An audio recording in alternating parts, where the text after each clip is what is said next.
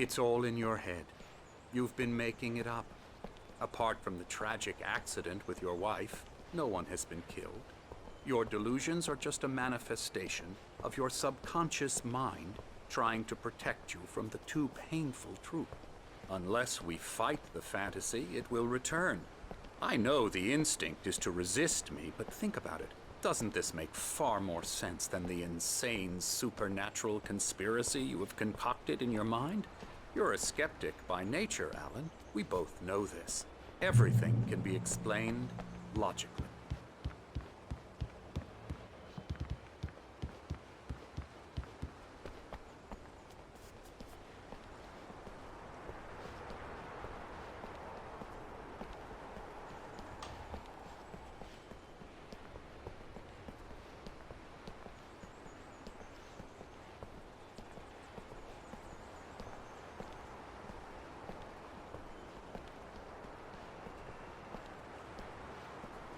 I never get tired of this view.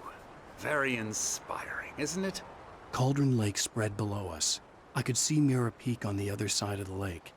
I thought I could make out the spot where Diver's Isle had been when I arrived with Alice. Now there was nothing but waves. It seems there's a storm coming. Funny, I don't recall there being a mention of that in the weather forecast. Well, no matter. This way. Follow me. Alan, what I'm telling you is good news. Right now we're in control. Every time you have a relapse, it gets more and more difficult to resurface from the dark depths of your imagination. Not surprising, considering your profession. Imagination is what you work with. After all your nightmares, this should come as an immense relief to you. If it doesn't, why is that? Because I'm lying? Or because you don't want to admit that you're not well? It's very natural for you to think of me as your enemy. It's part of the illness. I let him talk. After all, Hartman obviously loved his own voice. His words echoed madly inside my head. But I dug my nails into the palms of my hands to stay focused. You need to work with me. Once you accept that, we can begin the journey towards your recovery. Come along. Let's go inside.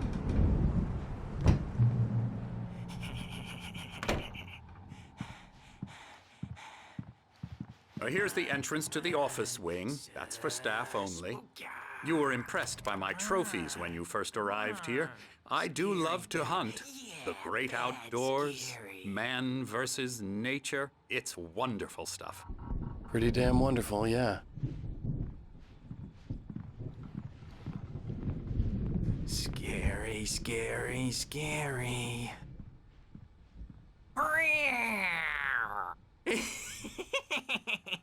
Emerson.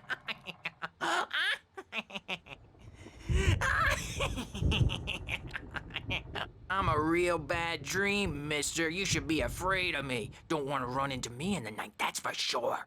Please, Emerson. Mr. Wake is confused enough as it is. Yeah, you'd like me to go away so you won't be scared. But you can't just decide what kind of dream you have or when you have it. Emerson. Okay. Sorry. Boo. That's Emerson. We're actually making some progress with him, I'm happy to say. He works on video games. Ooh, yeah. It's trash, of course, but it does involve some small creative effort, which makes him receptive to my therapeutic methods. No kidding.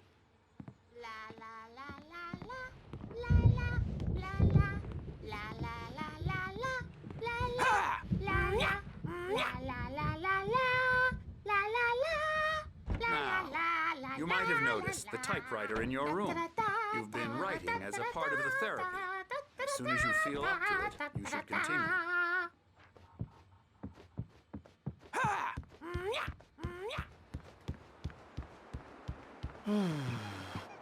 Oh, hello. I've painted you. Okay. I was just struck by inspiration a couple of days ago. Dr. Hartman wanted me to paint landscapes, and that's what I was doing. But now I've been doing these things, a lot of them. The images just keep coming. Dr. Hartman likes them. He has them in his office. Yeah? He's very proud of me. He says I'm getting much better. I think I'm getting better. Well, I guess I'd better start wrapping this up. The storm is almost here. Look at that. I'd hate to be out there tonight.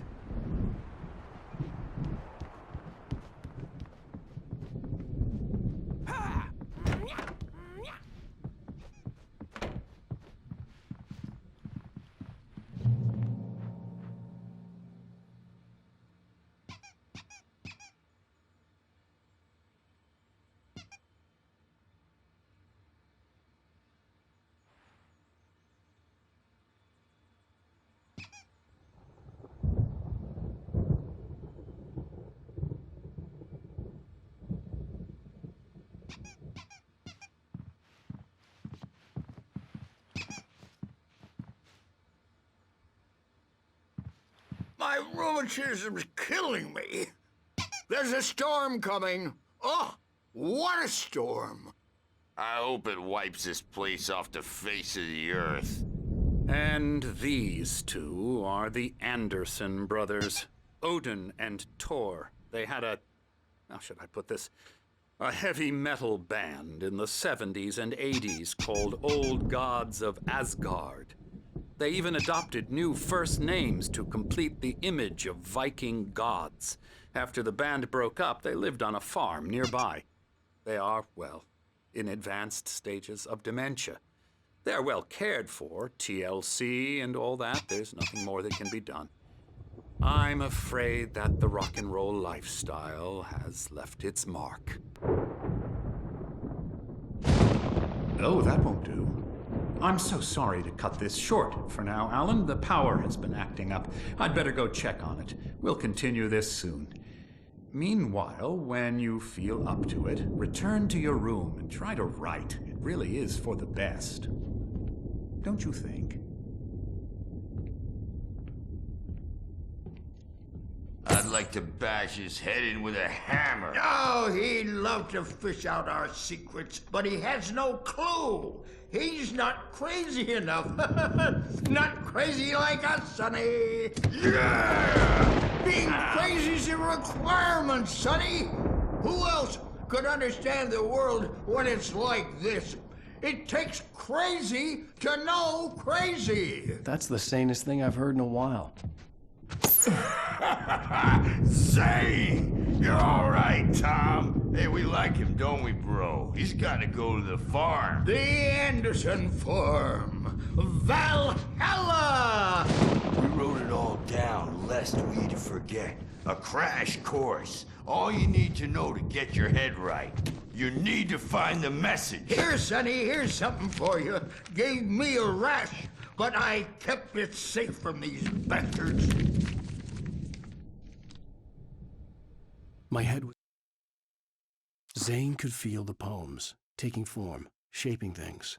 As he experimented, he imagined he could almost feel the power surging through the keys of the typewriter. It exhilarated him. But there was fear, too. If not for his young assistant Emil, he would have given it up. But Emil convinced him otherwise. He, too, had a way with words. Clearing up. Or according to Hartman, I was sinking back into the fantasy. I was convinced he was lying to me about everything. Crazy or not, the Andersons made more sense. Tom, you got any booze on you? Yeah, no. We Sorry, have a guys. stash of the special stuff at the farm. Our own formula. Local ingredients. Medicine clears your head right up. Makes you remember like moonbeams on the brain. Oh, I just noticed. Leather patches on the elbows? That's not very rock and roll. Tom just lost is all. Baba Yaga got to him too, the damn witch. She used us all. Taken from all of us. Took my thunder, the witch. And my ravens, what were they? Memory and thought, the hag. She took something from you too, didn't she? That's what she does. We're better off. This place, the lake, it gives you power. If you're a creator, an artist, a god. Nightmare shifted in their sleep in the darkness of the lake. Yeah, that's the one. She makes sure it comes out twisted and wrong. Just ask the lamp lady. She knows what happened to that other rider. She's been using you, boy, and you let her. You went and opened the door for her, didn't you? Now, it was already open a crack. And whose fault is that? We're morally corrupt, disease-ridden, old and stupid. Doesn't mean he had to open it all the way, goddammit.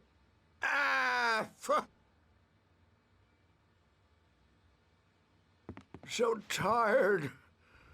Built the farm close to the lake, a place of power. We had parties there, man. You should go there and have a party. That Bob Balder threw the amp through the window, hit that hippie chick in the back of the head.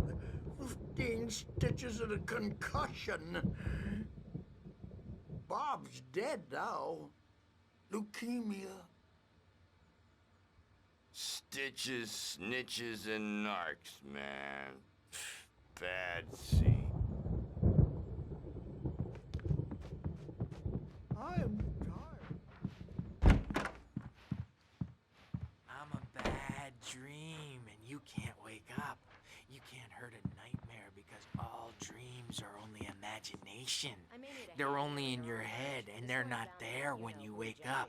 So you can't wake up because I'm in charge now, and I don't want to disappear. My nightmare is the publisher people who want to make a contribution so they can say they made a contribution. And then we end up with mullets in there because they think mullets are funny, but it wasn't supposed to be about mullets, and now it's about mullets. And when it's in slow motion, they call it mullet time because the numbers came back from marketing that mullet time is the hook we needed to go big in the target demographic. And they're not even kidding. They say it all like serial killers with straight faces and smiles. My nightmare is the writers who want to make everything from the characters to the toasters talk all the time and express their feelings so they won't shut up. And the writers won't shut up either because they have feelings too. And I have to listen to them because they're not scared of me. And everyone should just shut up. Shut up. Shut up. But I don't see nightmares anymore because I'm too scary for them. I take 2 pills every morning and 1 with every meal and 4 when I go to bed. And that makes me the scariest nightmare of all.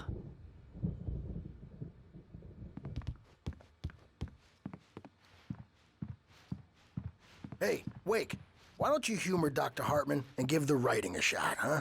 Typewriter's in your room. You can get to your room by those stairs, Wake.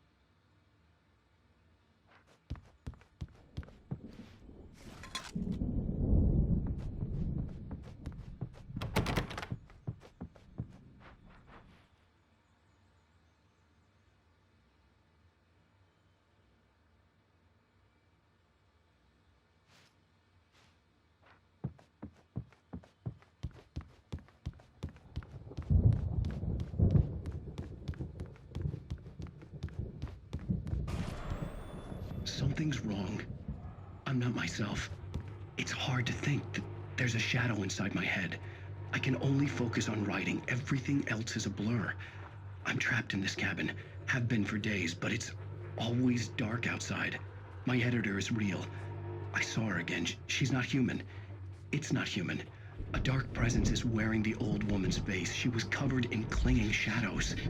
There's a hole in her chest where her heart should be. I think I've made a horrible mistake. I don't think I'm any closer to saving Alice. It's been lying to me, using me to get the story it wants, and the story will come true.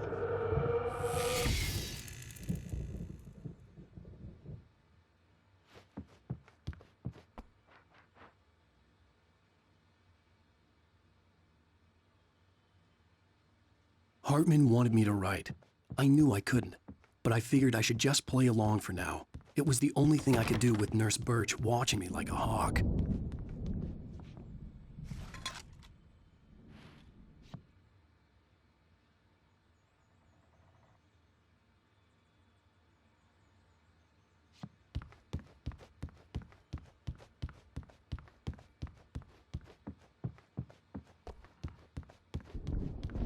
Hartman had mentioned that the power had been acting up. Maybe that was the reason for the generator and the work light on the balcony. The generator hadn't been activated, and there was no key.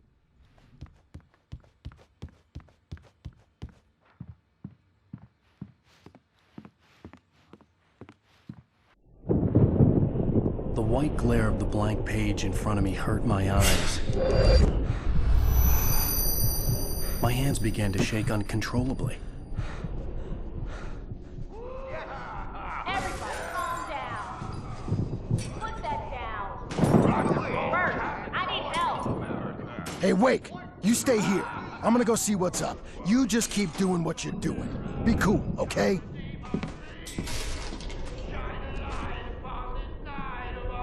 I didn't know what the chaos was all about, but it could be my only chance of getting out of here. Where the hell did he get a damn hammer? I don't know. Here's a friendly poke from Mjolnir, wench. Oh, afraid of the crazy... Hartman kept talking, giving Barry the grand tour, clearly proud of the place.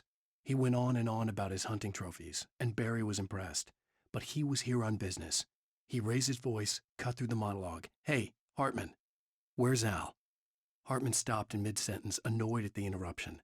He nodded at the hulking orderly standing nearby. The man smiled and clapped a practiced hand on Barry's shoulder. Brothers, are ya? Not so weak now, are we? Well, things are unraveling fast, aren't Sinclair they? looked bad. That wasn't a love tap. The crazy old fart hit her hard. And if she was one of Hartman's goons, she had it coming. I could get the key to the office from Sinclair. The backstage I had to is get to all Hartman's yours, office. Tom. He had taken all Seize my your manuscript destiny. pages. That's where he'd been keeping them. Come out and face the music, Birch! It's time to pay the piper! Maybe you could come out and beat our wrinkled, adult, diapered asses for us, since you're so tough, Bert. The photo on the wall caught my attention. In it, the clinic staff was standing outside the lodge. I knew the man next to Hartman. He was the kidnapper. Hartman had been playing me all along.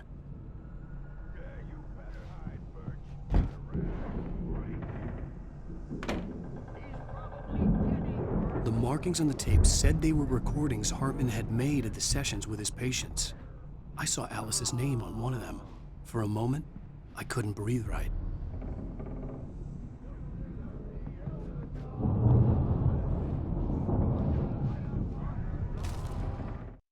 Hartman wasn't happy. Mott could see it in his eyes.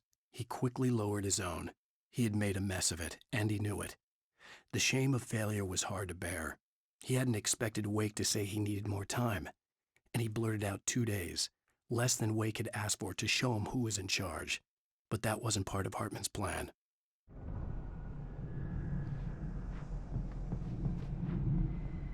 Now, Mrs. Wake, can you tell me about Alan's problems? He's more and more out of control all the time. The parties, he's so angry all the time. He's getting violent. Do you mean with you? No, not with me. No, never. Sometimes I almost wish Alan would take a swing at me, because at least that'd lead to a conversation he couldn't just march out of. But no.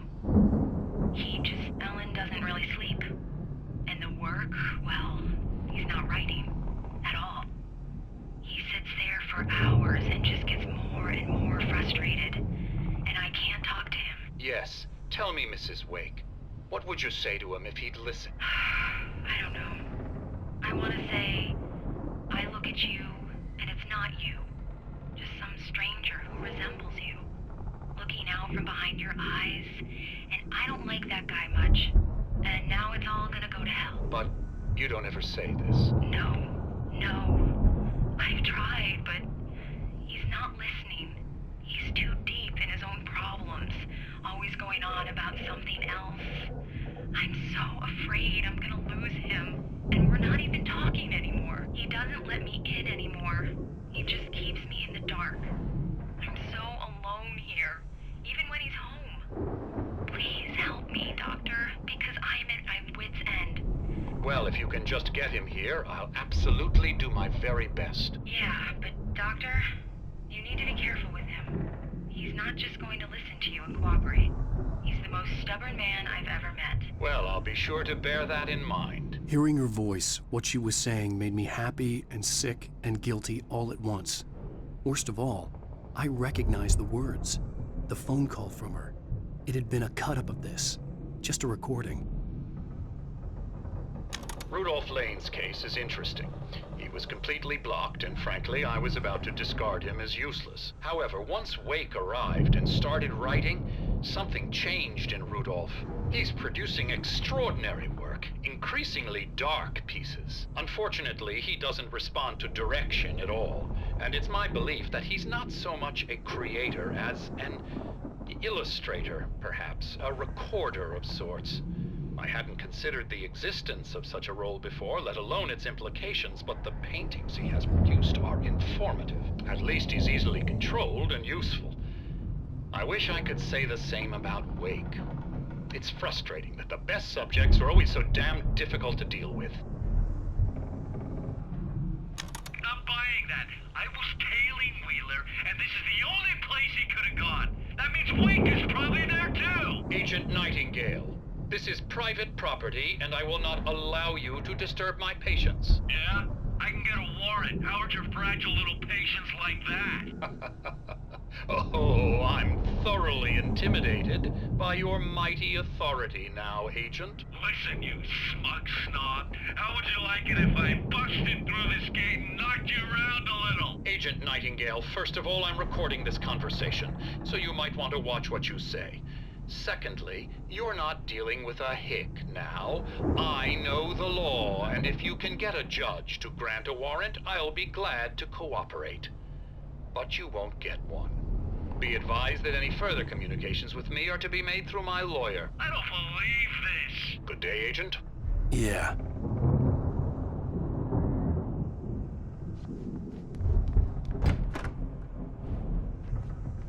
Let me out of here! Hartman, do you hear me? I'm gonna sue your crazy quack ass to shreds! Seriously, do you have any idea how... Barry? Ow! About time! Barry, man, am I glad to see you. We need to get to Hartman's office. It's right next door. You okay? Yeah. I mean, no! The cops found me at Rose's trailer, but they didn't hassle me too much. I'm obviously a victim in this, and I demanded to be treated as such. Or else I'd sue their asses. Speaking of asses, that Fed gave me a real hard time, but I had no clue where you were. That guy's crazy, Al. But he let me go, and then I get a call from Hartman, that son of a bitch, who tells me you're here, and I should come pick you up, but when I got here, 2 goons clobbered me and stuck me in there. What's with the cutout? I stole it from the diner to piss off Rose after what she did to us. That'll teach her. Yeah, that's a harsh punishment. Come on, pal, we gotta get going.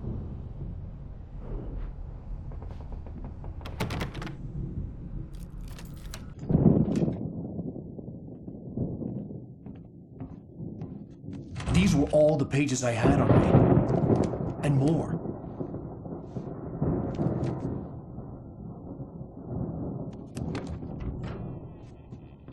Alan, please. You're sliding back into the... Tell me one more lie and I'll shoot you in the face.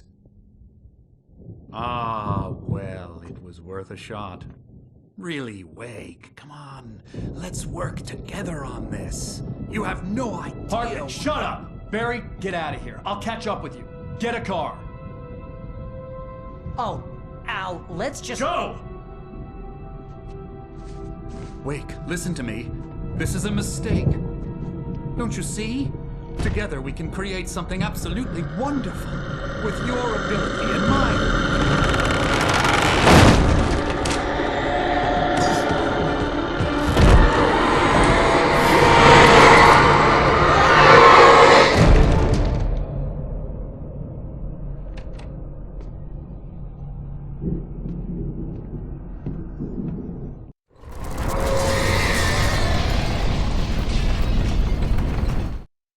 Hartman followed the fall of Alan Wake with his binoculars. When the rider hit the water, he ordered Jack to take the boat to him. The spot was easy to see in the dark, even with all the extra lights in the boat. The flare floated and kept burning even in the water. Jack turned the radio louder as the engine sputtered. The music was rough and clanking, something the Anderson brothers would no doubt have enjoyed. But Hartman chose to ignore it. Wake was finally within his reach. The dark presence would be on me in a moment. I had to find a way out.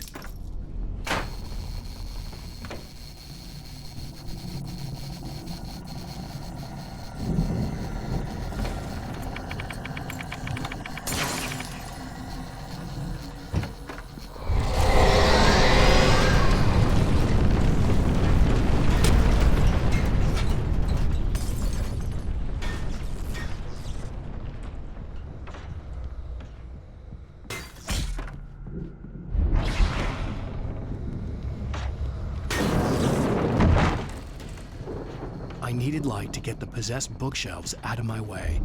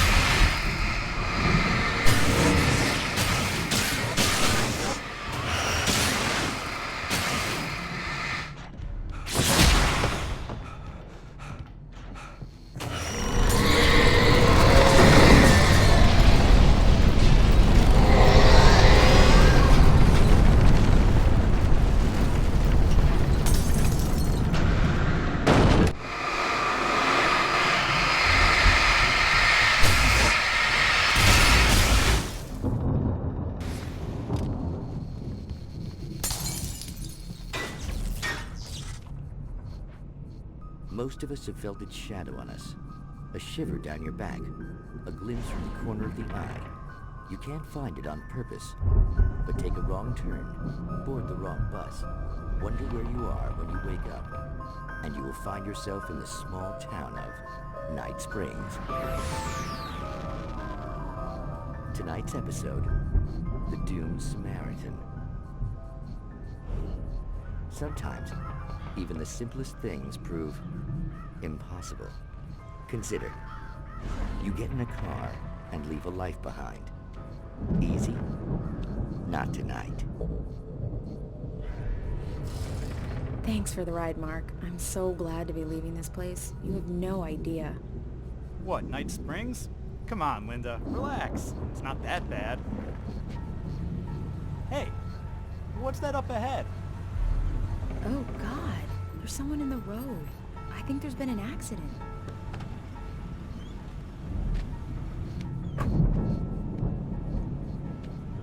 Are you all right? Oh no, Linda! Oh no! It was me on the road! Wait! Tell him to watch out for the truck! Watch out for the truck! My God! Mark?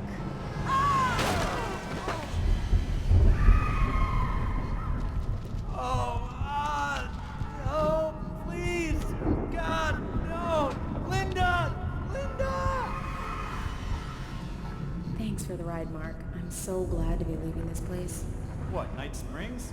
Come on, Linda. Relax. It's not that bad. Hey, what's that up ahead? Oh, God. There's someone in the road. I think there's been an accident.